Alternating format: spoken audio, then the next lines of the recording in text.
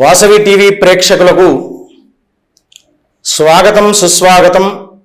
వృశ్చిక రాశి, ఈ రాశి వారికి యోగదాయకంగా ఆనందదాయకంగా ఉంటుంది. శుభమైనటువంటి ఫలితాలు పొందుతారు. అంతేకాకుండా వీరు చక్కని వస్తువాహనాది యోగాదులు కూడా పొందే అవకాశాలు ఎక్కువగా ఉన్నాయి.